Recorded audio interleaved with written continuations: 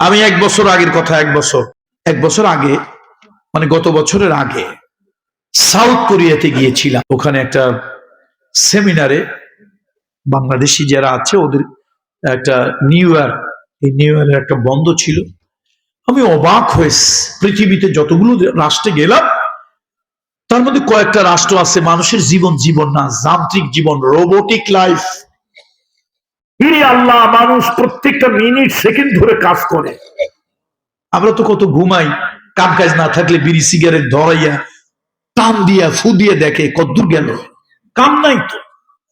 আর ওই দেশে এত ব্যস্ত মানুষ, বাপের ফ্যাক্টরিতে ছেলে চাকরি করে, ছেলের ফ্যাক্টরিতে বাপ চাকরি করে, স্বামীর ফ্যাক্টরিতে স্ত্রী চাকরি করে, স্ত্রীর ফ্যাক্টরিতে স্বামী চাকরি করে। ফ্রি খাবার নাই, বাপের হোটেলের খাবার নাই, কাম করে খাও। প্রত্যেকটা সেকেন্ড ধরে মানুষ কাজ করে, অর্থাৎ আপনার সেকেন্ডটা পুরো হলেই মিনিট পুরো হবে। এক সেকেন্ড আগে কাজ ছাড়ার কোনো সুযোগ নাই। সেখানে গেলাম, নিউ ইয়ারের ওদের একটা ভ্যাকেশন ছিল, বন্ধ। এই বন্ধের মধ্যে আমাকে আগে থেকে ওরা দাওয়াত দিল, ভিসার ব্যবস্থা করলো। তারপর আমি গেলাম, অবাক হলাম। সেই সাউথ কোরিয়ার মতো জায়গা, যেখানে ব্যাঙ খায়, কুত্তা খায়, সাপ খায়, শুয়ার খায়, সেই দেশের মতো জায়গায় আল্লাহু আকবার, 5টা জায়গায় তারা আমাকে নিয়ে গেল, 5টা প্রদেশে। এই বাংলাদেশিরা আল্লাহ, যেখানে একটা সেকেন্ডের মূল্য, তারা নামাজ ধরেছে, কোরআন তেলাওয়াত শিখেছে, সরকারের কাছ থেকে জায়গা নিয়ে, অনুমতি নিয়ে জায়গা কিনে মসজিদ বানিয়েছে। আমি অবাক হলাম, আল্লাহ, এই যুবকগুলি ভালো কাজ করছে। আমার দেশের যুবকেরা ইচ্ছা করে সুযোগ থাকে নামাজ পড়ে না, আর এই যান্ত্রিক লাইফের মধ্যেও, জীবনের মধ্যেও তারা নামাজ শিখতেছে, পড়তেছে। দেশের থেকে লোক নিয়েছে সরকারি ভাবে, এরকম লোক ওখানে চাকরি দিয়ে নিয়েছে যে মাশাআল্লাহ নামাজ কালাম জানে, কোরআন তেলাওয়াত জানে, তার মাধ্যমে আবার বাকিরা শিখতেছে। সপ্তাহে যেদিন সানডে মানে ওদের, দ্যাট মিনস ওদের হলিডে, উইকেন্ড, সাপ্তাহিক যে সরকারি বন্ধ, সেই দিনটা তোরা এত কাজে লাগায়। আবার অনেকে বলে, হুজুর আমার মালিক হচ্ছে নাস্তিক। ম্যাক্সিমাম ওই দেশের অবশ্য ম্যাক্সিমাম পপুলেশনের মোস্ট অফ দেম হচ্ছে তারা নাস্তিক। কিছু আছে বৌদ্ধিস্ট। তো বলে যে আমরা ওদের সাথে চুক্তি করে নিয়েছি যে ভাই তুমি একটু সময় দিবা, এই সময়টা আমি মুসলিম, 5 টাইমস আমি আমার মানে কিছু বন্দেগী আছে, আমি প্রে করি 5 টাইমস, এটা মানতে হয়। এই যে সময় তোমার আমি নষ্ট করব, এই সময়টার তোমাকে আমি অধিক সময় তোমার ফ্যাক্টরিতে দেব, তুমি আমার একটু সময় দিও। মনে মনে চিন্তা করি, আল্লাহ, বিদেশে কাফেরের দেশে আসার পর এই মেন্টালিটি, অথচ আমার দেশের কত যুবক ক্রিকেট খেলতেছে, ফুটবল খেলতেছে, হাসি তামাশা করতেছে, গল্প করতেছে, মোবাইল টিপতেছে, সময় নষ্ট করতেছে। সময়টা বড় দামি জিনিস। যুবকেরা, বন্ধুরা, আপনারা যারা এসেছেন, আমি দেখতে পাচ্ছি কিছু যুবক এসেছেন। বন্ধুরা, সময়টা কাজে লাগান, নিয়ত করে ফেলেন। খেলতে গেছেন, উজু করে যান, বন্ধু বান্ধব নিয়ে মাঠের মধ্যে নামাজে দাঁড়িয়ে যান, নামাজ পড়ুন। আল্লাহ নবী বলেছেন মহিলাদের জন্য 4টা কাজ। প্রথম হলো নামাজ, নারী এবং পুরুষ উভয় নামাজ পড়বে। 2 নম্বরে হলো সামাত শাহরাহা, রমজানের রোজা রাখবে। 3 নম্বরে হলো ওয়া আহসানাত ফারজাহা, ইজ্জত আবরু সতীত্ব চরিত্র হেফাজত করবে। ওয়া আতাআত বালাহা, আর স্বামীর প্রতি অনুগত হবে, স্বামীর প্রতি অনুগত হবে। আল্লাহ নবী তার কন্যা ফাতেমাকে ডাক দিলেন, ও ফাতেমা, খাতুনে জান্নাত ফাতেমাকে ডাক দিলেন, সাইয়্যিদাতুন নিসা ফাতেমাকে ডাক দিলেন। নবীজি বললেন, ফাতেমা, তুমি যদি তোমার স্বামীর সাথে দুর্ব্যবহার করো, স্বামী তোমার প্রতি নারাজ, স্বামী তোমার প্রতি বেজার, এমতো অবস্থায় মালাকুল মউত আজরাইল তোমার কাছে চলে আসছে। তোমার মৃত্যু হয়েছে। ও ফাতেমা, আমি নবী মুহাম্মদ রাসূলুল্লাহ বলতেছি, আমি নবী তোমার জানাজায় অংশগ্রহণ করব না। কি কঠিন কথা নবী তার কন্যাকে বলতেছে। এই জন্য মেয়েদেরকে বলি, মা তুমি যদি বিবাহিতা না হও, তোমার বাবার অধীনে থাকো মা, তোমার বড় ভাইয়ের অধীনে থাকো। আর যে মায়েদের বিয়ে হয়েছে, মা স্বামী যদি গরিব হয়, কালো হয়, অশিক্ষিত হয়, বিয়ে যখন হয়ে গেছে, এখন তো আর জীবন দুইটা করার সুযোগ নাই। আপনি আপনার স্বামীর প্রতি অনুগত হবেন, ইতাআত করবেন। এটা নবীর কথা, আমার কথা নয়। এই চারখানা কাজ, কয়খানা কাজ বলছিলাম? চারখানা কাজ। একটা খারাপ কথা বলতে হয়, না বলেও পারি না।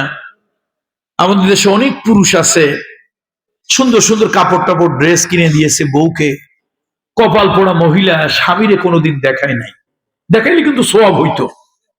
দামি শাড়িটা ইলেকশনে ভোট দিতে যাবে ওই দিন পড়ছে, অথবা ব্যাংকে টাকা তুলতে যাবে ওই দিন পড়ছে। তো স্বামীর ইচ্ছা ছিল এত টাকা দিয়ে শাড়িটা কিনে দিলাম, একটু পরে আমারে দেখাইলে আমার চোখটা জুড়াইতো, মনটা শান্তি লাগতো। তো সেটার করে নাই, বেচারার ওই সৌভাগ্য হয় নাই। হবে কেমনে? আমরা যারা হাসিনার খালেদার দেশের মানুষ, মহিলারও তো মার্শাল্লাহ পাওয়ারফুল। কি পাওয়ারফুল না? যে দেশে এরশাদ সরকার আইন করছে নারী নির্যাতন আইন, কি আইন করছে?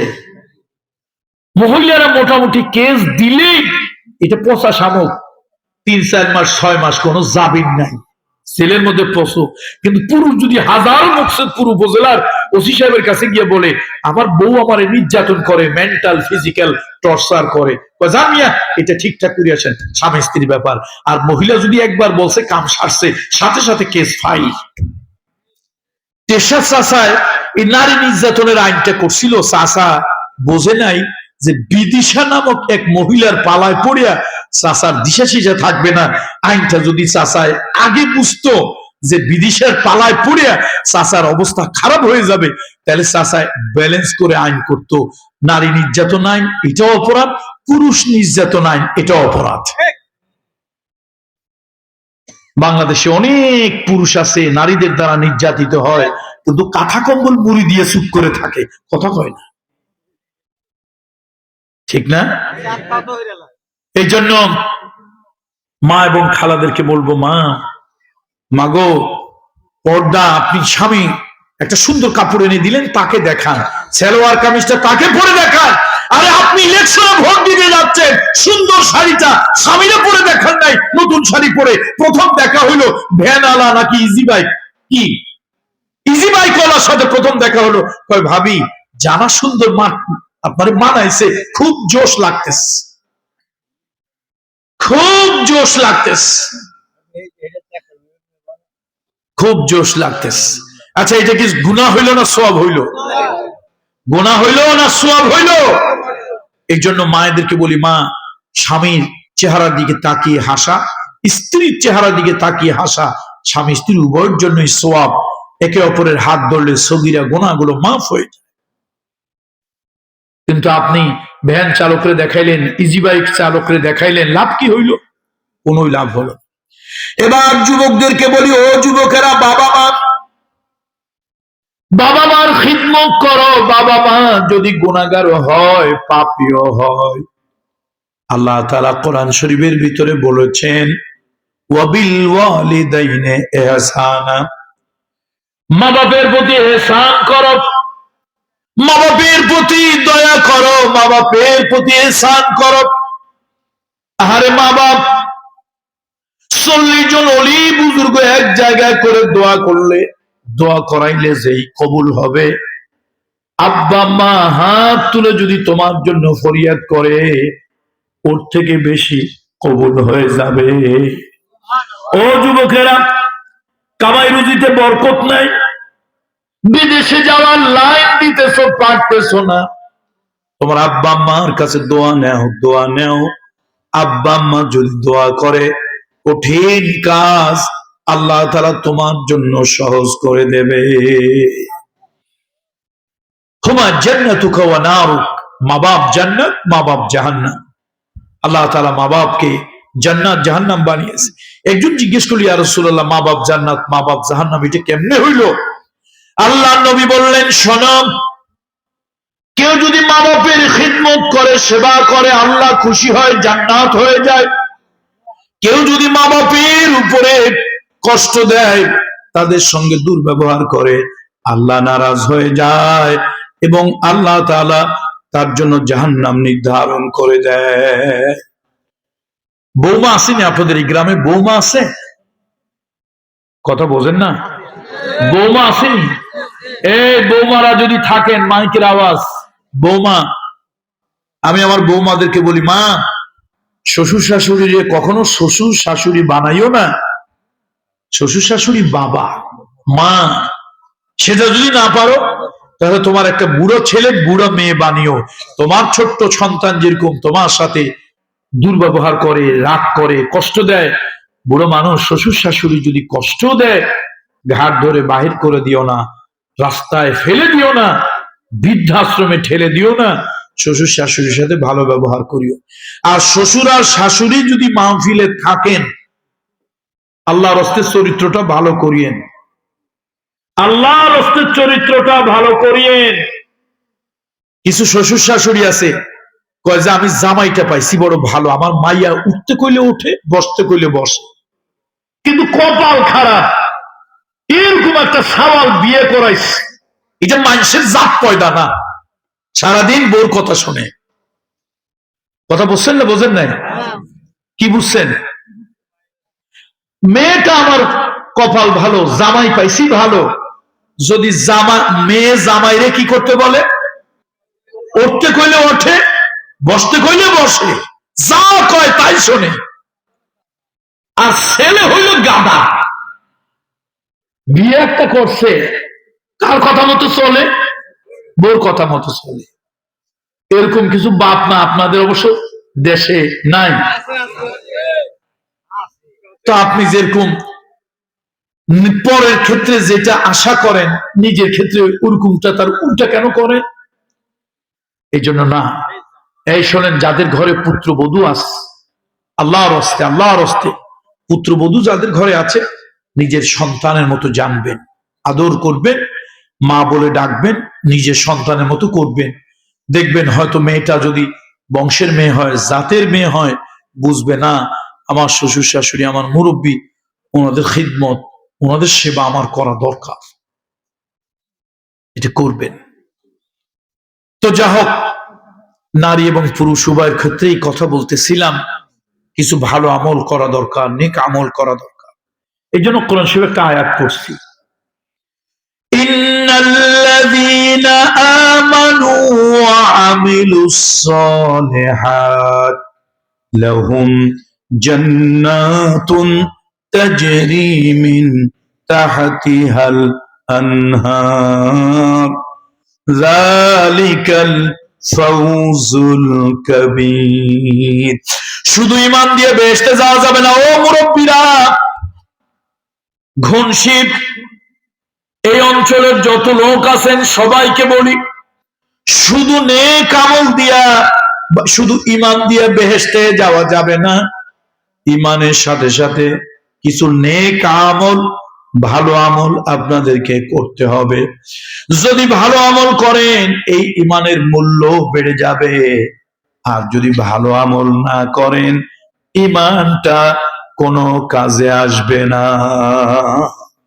আমাদের দেশে কিছু লোক আছে, বলছে হুজুর আমি কিন্তু মানুষটা খারাপ না, এই শীতের মধ্যে শীত বস্ত্র দেই, গরিবদের কম্বল দেই, আবার বিভিন্ন জায়গায় মেডিকেল ক্যাম্প করি, হুজুর মানুষটা কিন্তু আমি খারাপ না, অনেক ভালো কাজ করি, এই খালি নামাজটা একটু পড়ি না। খালি কি করি না? আরে কথা কয় না, খালি কি করি না? এই নামাজটা একটু পড়ি না হুজুর, আর কিন্তু সব ভালো কাজ, সব ভালো কাজ করি। এসেন, এই জন্য আসুন ঈমান আনতে হবে।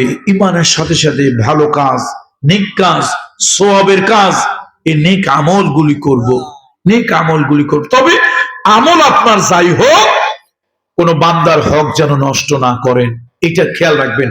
হকুল ইবাদ, বান্দার হক নষ্ট করলে এটা বড় কঠিন অবস্থা।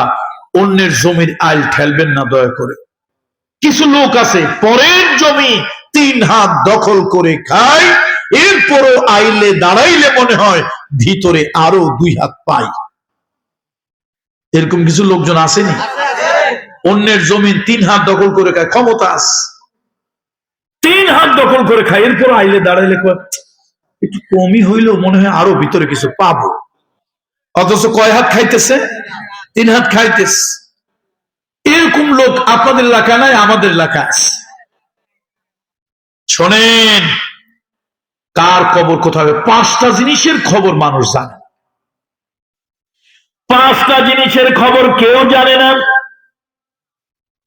ইমাম মালিক রহমাতুল্লাহ আলাইহি, ইমাম মালিক রহমাতুল্লাহ আলাইহি তিনি একটা স্বপ্ন দেখলেন। আল্লাহর নবী হাত উঁচু করে 5টা আঙ্গুল দেখাইতেছে, 5টা আঙ্গুল দেখাইতেছে আল্লাহর নবী। ইমাম মালিক চিন্তা করলেন, আমি কি স্বপ্ন দেখলাম, কি দেখলাম। ইমাম মালিক কোনদিন তার বুঝ হওয়ার পর থেকে মদিনার এরিয়া থেকে কোনদিন বের হয় নাই, ফরজ হজ করা ছাড়া মদিনার এরিয়ার বাহিরে যায় নাই। তার নিজের একটা ইচ্ছা হলো, আমি যদি মরে যাই মদিনার হুদুদের ভিতরে, মদিনার এরিয়ার ভিতরে মারা যাব, আমার নবীর মদিনার মধ্যে মারা গেছি, জীবনটা আমার ধন্য হয়ে যাবে। ইমাম মালিক কোনদিন বের হয় না, ওই মদিনার এরিয়ার ভিতরে থাকে, বাহিরে যায় না, না খাইয়া থাকলেও যায় না, প্রয়োজন হইলেও যায় না। হজ করা ছাড়া অন্য কোন কাজে সে মদিনার এরিয়ার বাহিরে যায় না। একদিন স্বপ্ন দেখলো, আল্লাহ নবী হাত উঠাইয়া 5টা আঙ্গুল তাকে দেখাইতেছে। কারে দেখাইতেছে?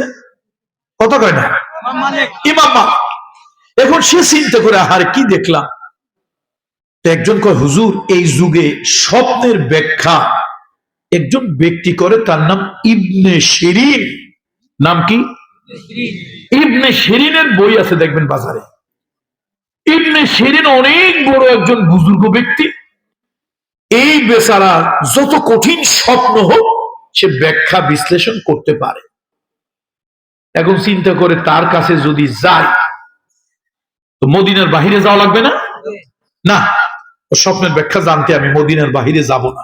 কিন্তু মন চায় স্বপ্নটা কি দেখলাম, নবী আমারে কি বললো। হাত উঁচু করে নবী আমারে এই 5টা জিনিস এরকম দেখাইতেছে, হাতের আঙ্গুল দেখাইতেছে। এখন কি আমি দেখলাম, কি দেখলাম, মনের মধ্যে একটা খসখস। একটা লোক একটা ভাড়া করছে। আপনারা এই যে জমি টমি বিভিন্ন কাজ কারবার করার জন্য খ্রিস্টান ভাড়া করেননি? করেন না?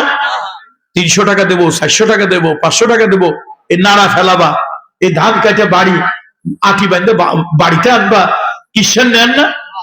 ইবনে ওই ইমাম মালিক রহমাতুল্লাহ আলাইহি এরকম খ্রিস্টান একটা নিছে। ভাই তুমি ওই ইবনে শিরিনের কাছে যাবা, যাইয়া আমার কথা কিন্তু বলবা না, আমার নাম বলবা না, তার কাছে গিয়ে বলবা যে একটা লোক স্বপ্ন দেখছে নবীজি হাত উঠাইয়া 5 আঙ্গুল দেখাইতেছে, স্বপ্নের ব্যাখ্যাটা কি বলে এটা আমার কাছে এসে বলবা। তো উনি গেছে, যাওয়ার পরে বলছে, ও যে স্বপ্ন কে দেখছে এটা না হলে বলা যাবে না।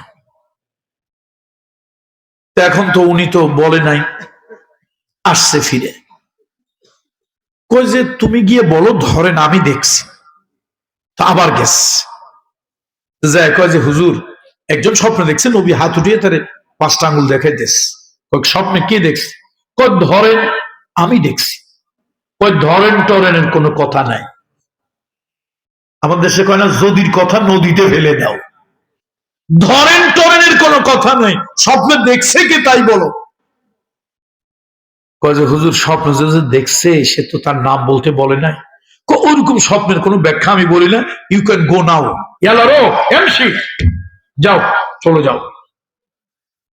শেষের লোকটা চলে আসতেছে, ঈশান্ত এই কাজটা করে দেবে, 1000 টাকা দেবে। এখন যেহেতু সে নাম বলতে বলে নাই, তো এই জন্য চলে যাচ্ছে। এখন ইবনে শিরিন ডেকে কয়, শোনো, তুমি আগে একবার আসলা, আবার এখন ফিরে যাও। তো আমার কাছে মনে হইল তোমার স্বপ্নটা শুনে, এই স্বপ্ন একমাত্র ওই পৃথিবীতে এখন যত মানুষ আছে ইমাম মালিক এই স্বপ্নটা দেখতে পারে, এছাড়া এই স্বপ্ন কেউ দেখছে বা দেখতে পারে এটা আমার মনে হচ্ছে না। আচ্ছা বলেন তো, স্বপ্নটা দেখছে কে? ইমাম মালিক রহমতুল্লাহ তো দেখছে। এখন প্রশ্ন আউট হয়েছে না হয় নাই? এখন লোকটা চিন্তা করে, যার গোপন রেখে লাভ কি? হুজুর বেয়াদবি মাফ করবেন, আপনার কথা ঠিক, আসলে স্বপ্ন আমি দেখি নাই, ধরেন টরেন না, একজন ব্যক্তি দেখছে, এগুলো উনি নিষেধ করছিল তাই বলি নাই, আপনার কথা ঠিক। প্রশ্ন যখন আউট হয়ে গেছে, আসলে এই স্বপ্নটা ইমাম মালিক রহমতুল্লাহ আলাইহি দেখছেন যে উনি রাতের বেলা তাহাজ্জুদ পড়ে ঘুমায়েছেন, নবীজি স্বপ্নের ভিতরে হাত উঁচু করে 5টা আঙ্গুল দেখাচ্ছে। আল্লামা ইবনে শিরিন বলো, ও ইমাম মালিক, ও ব্যক্তি, তুমি ইমাম মালিককে জানাই দিও, আল্লাহ নবী হাত উঁচু করে 5টা আঙ্গুল দেখাইছে।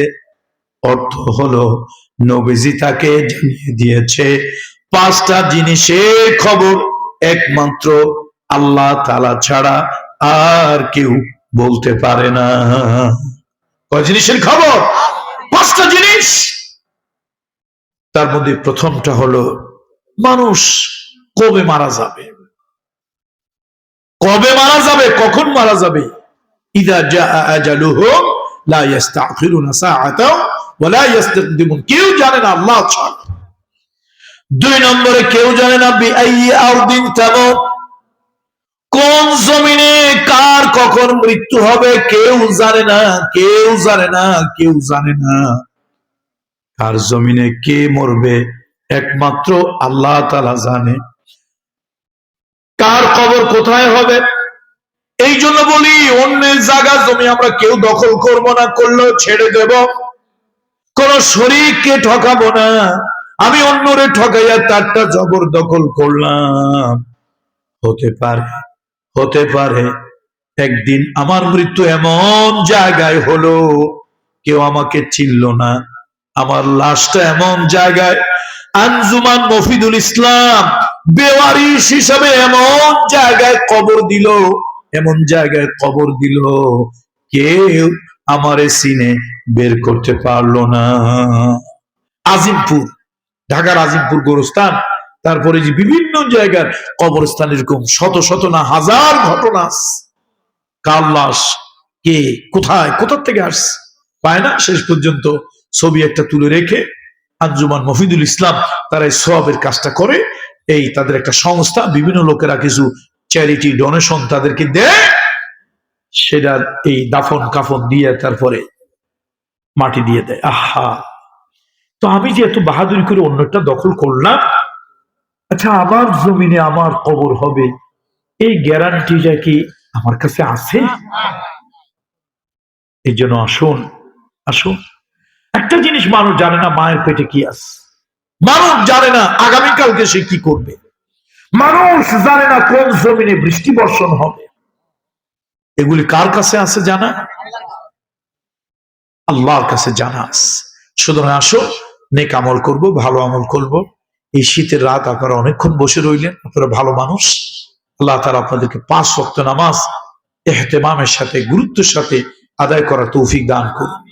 এই মাদ্রাসাটার দিকে লক্ষ্য রাখবেন, যার 1 টাকা দেওয়ার তৌফিক আছে 1 টাকা দেবেন, যার লক্ষ টাকা দেওয়ার তৌফিক আছে লক্ষ টাকা দেবেন।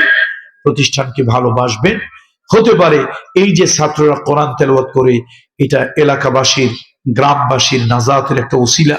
এই উসিলা হতে পারে এই গ্রামের সব মুর্দেগানদের কবরে আযাব আল্লাহ তাআলা মাফ করে দিয়েছে।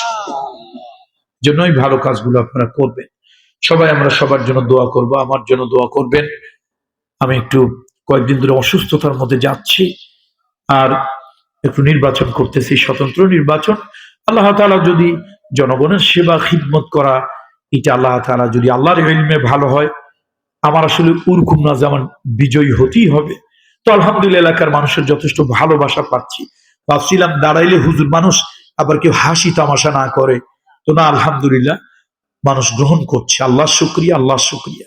এখন বাকি আল্লাহ তাআলা যদি আল্লাহর ইলমে আমার জন্য কল্যাণকর হয়, তাহলে আল্লাহ যেন জনপ্রতিনিধি হিসেবে পার্লামেন্টে মানুষের কল্যাণে বিল উত্থাপন করার, মানুষের কল্যাণে কোনো বিল অ্যামেন্ডমেন্ট করার তৌফিক আল্লাহ তাআলা যেন দেন। আমরা আমাদের কনস্টিটিউয়েন্সিতে এরকম লোক পাঠাই, 3 পাস 5 পাস, লেখা জানে না, পড়া জানে না, একটা মাতৃভাষা দেখেও ঠিক মতো পড়তে পারে না, যে মাতৃভাষাটা দেখে ঠিক মতো পড়তে পারে না, এই লোক কি সাঁতার রাষ্ট্রের জনগণের কল্যাণের জন্য আইন পাস করবে?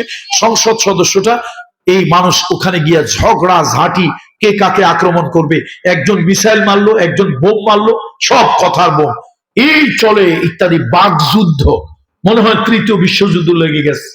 আসলে পরস্পরের প্রতি রিসপেক্ট, শ্রদ্ধাবোধ থাকতে হয়, অনার করতে হয়, অন্যের মতকে মূল্যায়ন করতে হয়, অন্যের মত নিজের মতের না হলে সেটা যদি যৌক্তিক হয়, সেটা অথেন্টিক হয়, তাহলে গ্রহণ করতে হয়।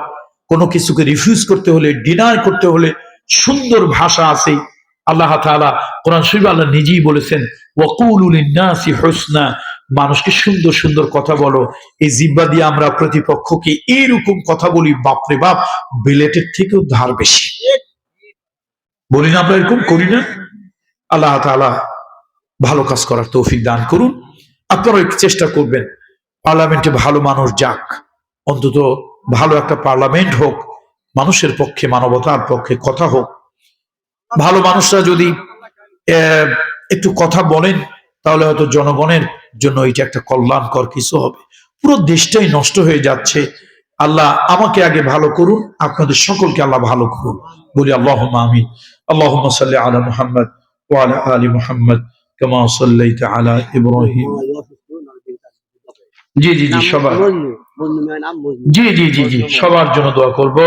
প্রবাসী এবং শুভাকাঙ্ক্ষীদের সহায়তায় তবারক বিতরণ করা হবে, মানে তবারকের আয়োজন করা হয়েছে, তাদের জন্য দোয়া চাওয়া হয়েছে। অবশ্যই এটা আমাকে না লিখলেও আমি এটা করি। প্রবাসীরা যারা সহযোগিতা করেছেন এবং এই মাহফিলটা অর্থবাহী তবরকের ক্ষেত্রে সোহেল মোল্লা, জাকির মোল্লা, মনির মোল্লা, তারপরে ফিরোজ শেখ, নাম ছাড়াও আমরা অন্য যারা আছে সবার জন্য, এদের জন্য তো আমরা করবই, অন্য সকলের জন্য করব, সকলের জন্য করবে। এবং কি এই দোয়া করব, 1 টাকা থেকে লক্ষ টাকা যারা দিয়েছেন প্রত্যেকের জন্য দোয়া থাকবে।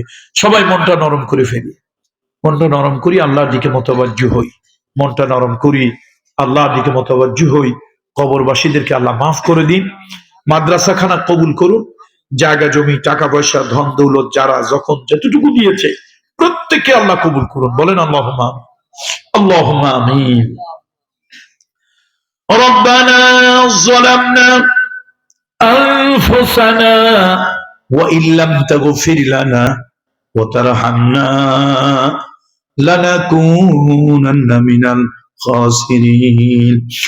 রব্বানা লা তুযিগ কুলুবানা বা'দা ইয হাদাইতানা ওয়া হাব লানা মিন লাদুনকা রাহমা ইন্নাকা আনতাল ওয়াহ্হাব। আল্লাহ তাআলা গুনার বোঝা মাথায় নিয়ে আমরা গুনাহগারেরা তোমার দরবারে হাত তুলেছি। আল্লাহ তাআলা মেহেরবানি করে জিন্দেগীর গুনাহ খাতা তুমি মাফ করে দাও। এই মাহফিলের আয়োজন যারা করলেন, মাহফিল করার জন্য যারা আসলেন, মাহফিল শোনার জন্য যারা এসেছেন, আল্লাহ তাআলা কিয়ামতের দিন কঠিন মুসিবতের সময় আজকের মাহফিল আমাদের 3 শ্রেণীর লোকের জন্য নাজাতের ওসিলা বানিয়ে দিও। আল্লাহ তাআলা ইতিমখানা, হেফজখানা, নুরানি মাদ্রাসা, এই মাদ্রাসা যে ছাত্ররা পড়াশোনা করে, আল্লাহ ওদেরকে, যেই মুরব্বীরা, যে অভিভাবকেরা, যে গ্রামবাসীরা আল্লাহ ওদেরকে দেখাশোনা করে, ওদেরকে সাহায্য সহযোগিতা করে, আয় আল্লাহ তাআলা তোমার রহমতের কোলে তাদেরকে তুলে নাও। তোমার